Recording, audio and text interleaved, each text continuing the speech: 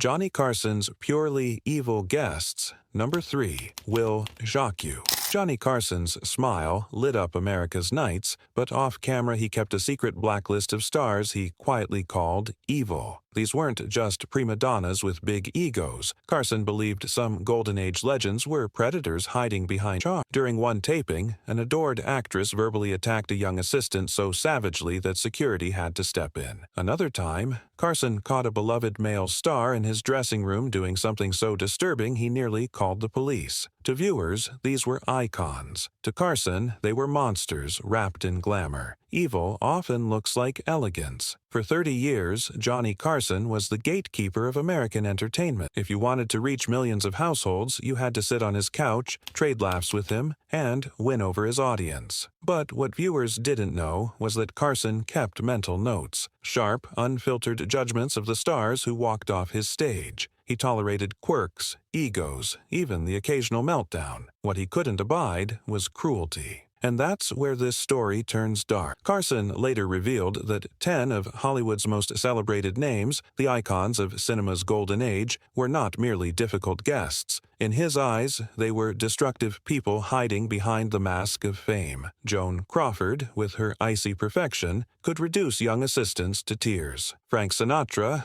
America's crooner, carried himself like a mob enforcer. Mickey Rooney, once a child star, shocked staff with behavior so inappropriate Carson personally apologized afterward. The most disturbing case? A comedian adored worldwide who used his charm as camouflage. Carson branded him not just arrogant, but truly hateful. Tonight, we're pulling back the curtain on Carson's secret blacklist, the 10 legends he considered monsters disguised as celebrities. The revelations may forever change how you see them. Well, first of all, I'm stage struck, and I think they all know that.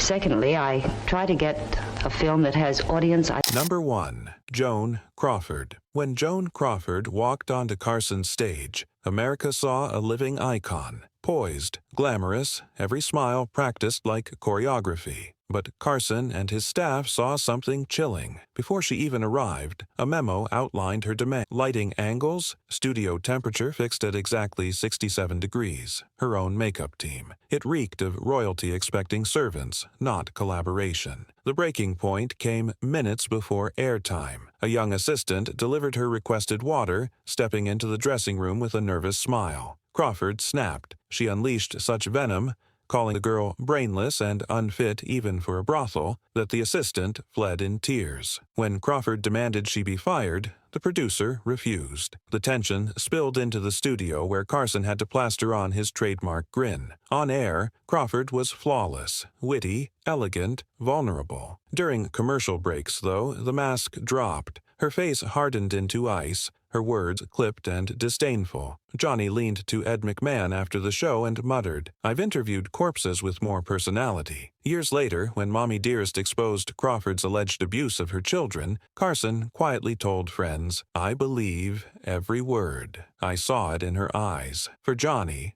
Crawford became a personal parable. The brightest glamour could conceal the darkest cruelty. He measured people by how they treated those with no power. By that standard, Crawford failed utterly. Polish can hide ice, but only for so long. Spelled out in light bulbs, I mean. Besides something called a temperament, which consists most... Number 2. Bette Davis. Bette Davis brought fire wherever she went. Sharp wit, a smoky laugh, and a reputation for never backing down. Carson's couch, she dazzled with cutting quips and old Hollywood glam. Johnny soon realized Davis didn't see interviews as conversations. She treated them like battlegrounds. She doesn't need a talk show, Carson sighed once. She needs a courtroom. Davis routinely hijacked airtime. If another guest began to shine, she cut them off or physically turned her back. Young actresses fared worse. When one newcomer landed a big laugh, Davis leaned forward with a glare that could curdle milk, then launched into a monologue until the spotlight returned. Off camera, the barbs cut deeper. Whiskey flowed in her dressing room, and with it came caustic remarks. She mocked makeup artists' trembling hands, berated cue card operators, and unleashed off-color jokes that rattled even seasoned staff. During one commercial break, she humiliated a crew member so cruelly that Carson intervened. Looking her dead in the eye, he said quietly but firmly, "On this stage, everyone gets respect." or the conversation ends. For a moment, Davis blinked, stunned that anyone had dared push back. Though Carson admired her talent, he drew a hard line. After her final appearance in the 80s, he told his team, "Life's too short to be flogged by Bette Davis, Oscars or not." He never invited her again. For Johnny, Davis was proof that wit without kindness corrodes into venom. No legacy, however luminous, gave someone the right to humiliate others. Talent doesn't erase cruelty. It amplifies its impact. I can answer that by telling you that in those lovely moments,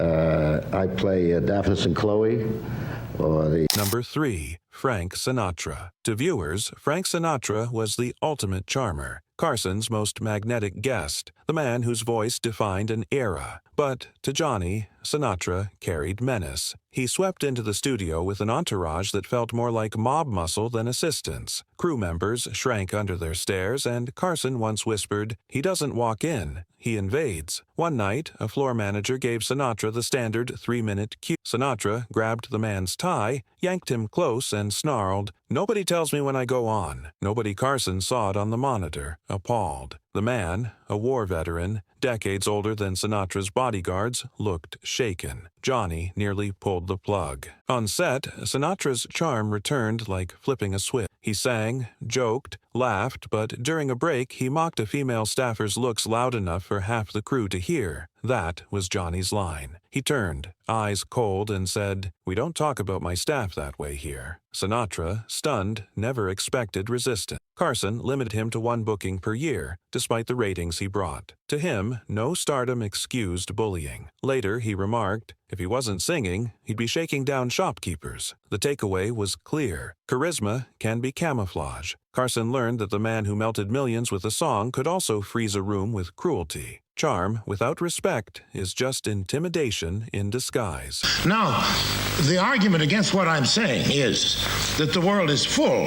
All the best young directors are soaked. Number 4. Orson Welles. When Orson Welles appeared on The Tonight Show, audiences expected brilliance, the genius behind Citizen Kane, the great raconteur of Hollywood. Carson, though, often felt more like a hostage than a host. From the start, Welles refused to play by the rules. He crossed out every question Johnny's, sneering that they were pedestrian. He demanded Carson improvise entirely, as if the host existed solely to serve him. The show's tight timing meant nothing to Welles. A 7-minute slot could sprawl into 25. Producers frantically waved signals. Carson tapped his pencil, leaned forward, tried everything. Welles bulldozed on, spinning stories with theatrical gravitas, ignoring Johnny's cues. Guests scheduled after him were canceled. Carson once muttered afterward, "He doesn't do interviews, he stages coups." Backstage, Welles treated staff like props. Instead of addressing a makeup artist directly, he'd declare, "Tell the girl I need powder," though she was standing inches away. During one taping, he even barked camera directions mid-interview, ordering zooms and angles. For Carson, who valued rhythm and control above all else, it was sacrilege. On air, Johnny held his composure, but off-air, his irritation simmered. He admitted privately, "Genius doesn't excuse arrogance. You can be brilliant without being unbearable." He respected Welles's artistry but resented his contempt for others' craft. For Carson, Welles embodied a lesson he repeated often. Ego without humility rots talent. It didn't matter how groundbreaking your work was if you crushed others to display it. The brilliance turned toxic. Genius becomes tyranny when it refuses to share the stage. Some too? Oh, sure.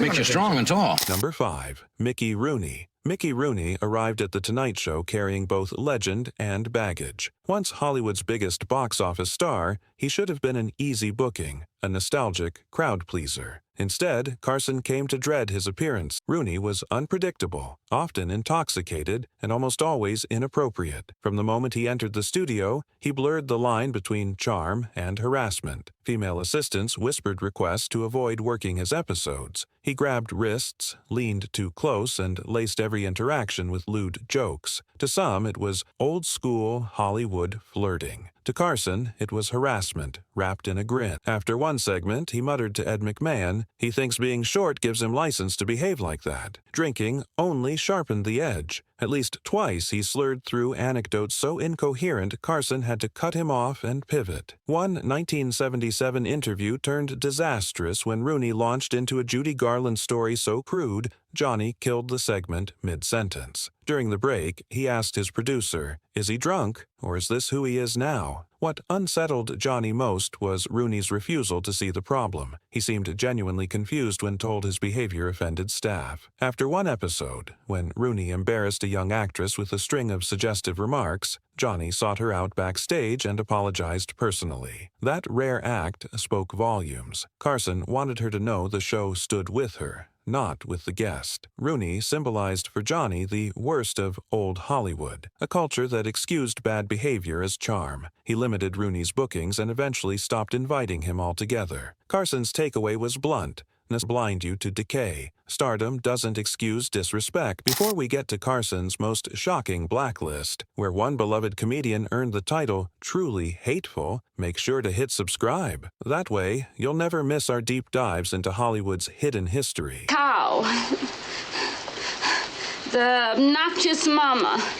Number 6. Shelley Winters. Shelley Winters stormed onto The Tonight Show like a whirlwind. 2 Oscars on her shelf, a lifetime of Hollywood tales, and a reputation for speaking her mind without a filter. For Carson, that meant chaos disguised as conversation. He once sighed, "With Shelley, it's not an interview, it's survival." What unnerved him wasn't her passion but her volatility. A simple question about her latest film could explode into a 5-minute tirade on government corruption. Johnny, master of the smooth pivot, often found himself scrambling. One night, a softball question about her role spiraled into a blistering anti-Vietnam rant. Viewers laughed nervously. Carson's eyes darted for a lifeline. Her unpredictability extended to physical theatrics. Winters was infamous for throwing drinks, once at Oliver Reed overseas, so Carson's staff quietly removed breakable props before her appearances. Stagehands nicknamed her segments Tornado Duty. But Johnny saw a difference between Winters and blacklisted guests. She didn't belittle staff or demand worship. She bulldozed out of conviction, not vanity. After one exhausting show, Carson admitted, "She drives me crazy, but at least she believes what she's saying." That nuance mattered. Shelley represented the danger of passion without restraint. She reminded Carson that authenticity, unchecked, can be as disruptive as arrogance. Yet he never fully wrote her off. She was exhausting but honest, volatile but genuine. The lesson: fire without focus burns bridge. Even conviction needs control. I don't see. My last marriage was 1 day, and I didn't think it will last that. Number 7. Georgia Gabor glided onto Carson's stage like a caricature of glamour. Draped in jewels, oozing charm, her thick accent delivering punchlines audiences adored. But behind the curtain, Johnny's team braced for chaos. Her diva demands were infamous. Orchids, never carnations. Perrier with exactly 3 ice cubes. A dressing room set to 74 degrees sharp. She even insisted no female guests under 40 appear on the same episode. "We thought it was a prank," one coordinator admitted. It wasn't. If her wishes weren't met, she refused to leave her dressing room. Entire tapings stalled while producers scrambled. Once, when her preferred foundation shade was missing, she berated the head makeup artist until Carson himself stepped in, soothing her with a smile. "Zah, darling, you're beautiful already. Let's save the emergency for another day." The crew laughed nervously, but Johnny wasn't amused. On air, she sparkled. Off air, she drained everyone around her. After one night where she arrived 40 minutes late and then complained about her introduction, Johnny quipped privately, "Let's just rename it The Tonight Show, starring Zia Gabor, and I'll play sidekick." The bitterness was real. Carson's frustration wasn't just with her excess, it was with the cost to his team. Every delayed segment meant exhausted staff, wasted hours, and stress that rippled across the entire show. For Johnny, ego was acceptable. Sabotage wasn't. Eventually, her invitations dwindled until she faded from his guest list altogether. His reflection was clear. Glamour without humility curdles into parody. A star who devours others' time stops being entertaining and starts being destructive. Demands don't reveal power, they reveal character. I like big muscles and red corpuscles. I like a beautiful. Number 8. Jane Russell. Jane Russell embodied old Hollywood glamour. Howard Hughes's muse, Marilyn Monroe's co-star, the smoky-voiced bombshell of the 1940s. But Carson's encounters revealed a side less glamorous, rigid prejudice cloaked in principle. Off-camera, Russell stunned staff with her intolerance. She refused service from a gay makeup artist, insisting on a replacement. On another occasion, she disparaged Rock Hudson, declaring she wouldn't appear on the same episode, remarks whispered long before his sexuality was public. Crew members felt the sting of her words, and whispers reached Carson. Johnny prided himself on neutrality. He allowed debate, but drew a red line at cruelty. During one commercial break, Russell mocked civil rights legislation, dismissing it as nonsense. Staff overheard. Johnny's jaw tightened. After the show, she's not just opinionated, she's poison. On screen, Russell maintained her charm, cool wit, elegant poise, but Johnny never forgot the backstage venom. She soon disappeared from his guest list despite her star power. Carson rarely blacklisted legends outright, but with Russell, he didn't hesitate. His verdict was simple. Fame is no excuse for prejudice. For him, decency wasn't negotiable. No matter how many classics someone starred in, principle without compassion curdles into hate. I've never asked you this, but I'm asking you now simply, purely, hold it! Number 9. Jerry Lewis. To the public, Jerry Lewis was a saint and a clown rolled into one, the comic genius behind The Nutty Professor and the tireless champion of children through his annual telethons. But when he walked onto The Tonight Show, Carson saw a different man, a tyrant, disguised as a philanthropist. From the start, Lewis carried himself like royalty. He never learned crew names, referring to them only as camera guy or makeup girl. Once, during rehearsal, a cameraman coughed. Lewis spun on him, barking, "Get him out of here. I don't want amateurs breathing around me." Carson's staff, veterans of decades in live TV, were stunned. To Johnny, humiliating a man over allergies revealed everything. On stage, Lewis's antics often crossed lines. He interrupted guests, hijacked punchlines, and once even reached over to adjust Carson's tie, something nobody dared do. Johnny's frozen smile barely masked his fury. Afterward, he vented privately. That wasn't comedy. That was domination. What disgusted Carson most was the hypocrisy. He watched Lewis cry on television for muscular dystrophy patients, then turn around and belittle working people who couldn't fight back. That contradiction gnawed at Johnny. He later told a friend, "He's proof that generosity on stage doesn't mean decency off it." After one especially toxic taping in the early 80s, Carson gave the order, never book him again. Years later, at a private dinner, Johnny was asked who his least favorite guest had been. He didn't hesitate. Jerry Lewis? Truly hateful. And in this town, that's saying something. For Carson, Lewis represented the darkest lesson of all. A man can perform kindness publicly while practicing cruelty privately. Fame only magnifies the split. Laughter means nothing when it hides contempt. Number 10. Marlon Brando. Marlon Brando was hailed as the greatest actor of his generation, the rebel who redefined screen acting with a streetcar named Desire and The Godfather. His mystique made him a dream guest for Carson, or so it seemed, but behind the scenes, Brando was one of the few stars who could rattle Johnny's legendary composure. After one appearance, Carson admitted privately, he's not eccentric. He's contemptuous. From the moment Brando walked into the studio, he projected disdain. He rarely acknowledged crew members, brushed off assistants, and treated The Tonight Show as an inconvenience rather than an opportunity. Producers recalled him refusing to answer pre-interview questions, declaring, "I'll talk about what I want." That left Carson flying blind, a situation he despised. On air, Brando often slouched in his chair, giving monosyllabic answers or deliberately veering off topic to undermine Johnny's rhythm. During one taping in the 1970s, he launched into a tirade against television itself, sneering that it was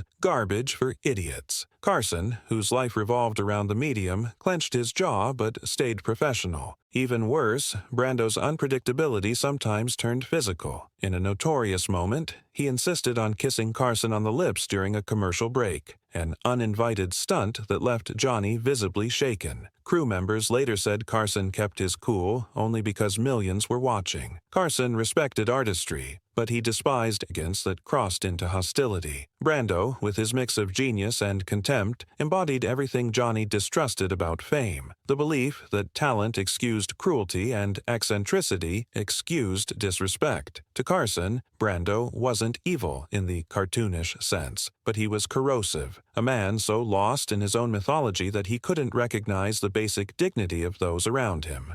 Agility become poison. Here's a question for you. If you were Johnny Carson, who's the one golden age celebrity you'd never want on your couch? Drop your pick in the comments. For Carson, The Tonight Show was more than laughter. It was a test of character. He tolerated quirks, egos, even chaos, but never cruelty. That's why his private blacklist cut so deep. Crawford's icy tirade, Wells's arrogance, Davis' verbal lashings, Rooney's misconduct, Gabor's endless demands, Winter's firestorms, Russell's prejudice, and Lewis's venom. Each revealed the same truth. When the lights dimmed, masks slipped. Carson's measure was simple. They treat the powerless. That question stripped away glamour and exposed character. His verdict lingers as a reminder. Fame fades, but cruelty never stays hidden forever. That wraps up our look behind Johnny Carson's legendary show. His guests weren't always what they seemed, and Carson's sharp instincts kept the truth in focus. Thanks for watching. Share your thoughts below, and stay tuned for more untold stories from the golden age of television.